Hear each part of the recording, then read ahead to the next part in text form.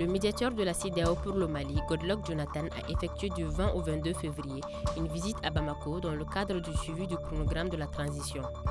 Les échanges avec les différents acteurs ont porté sur le processus de mise en œuvre de l'accord, le référendum constitutionnel, l'opérationnalisation de l'autorité indépendante de gestion des élections, l'avancée du chronogramme des réformes politiques et institutionnelles.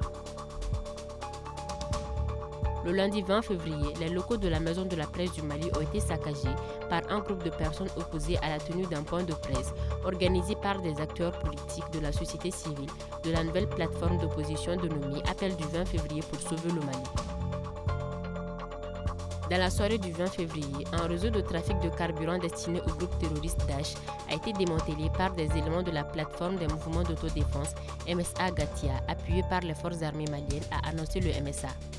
Selon la note d'information, une vingtaine de fuites et des dizaines de bidons contenant du carburant ont été découverts.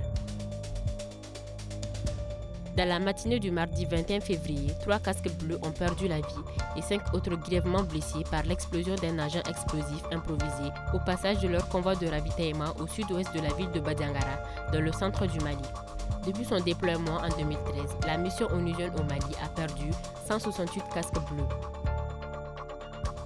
Le 18 février 2023 marque officiellement la fin de l'opération de la force française Sabre dans le pays.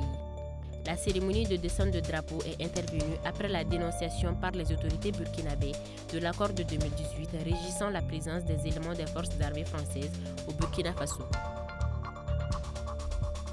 L'armée burkinabé a annoncé lundi 21 février la mort d'au moins 51 soldats lors d'une embuscade survenue vendredi 17 février sur l'axe Oursi-Dédou dans la province de Loudalan, région du Sahel.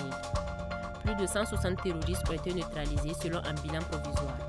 En visite ce jeudi au Burkina Faso, le Premier ministre malien Choguel Kokala Maïga a présenté ses condoléances aux autorités burkinabées suite aux récentes attaques terroristes. Le 6e sommet extraordinaire des chefs d'État du G5 Sahel a réuni à Djamena le 20 février les présidents du Tchad, du Niger, de la Mauritanie et le représentant du président de la transition du Burkina Faso. À l'issue de la rencontre, les chefs d'État ont pris acte du retrait du Mali.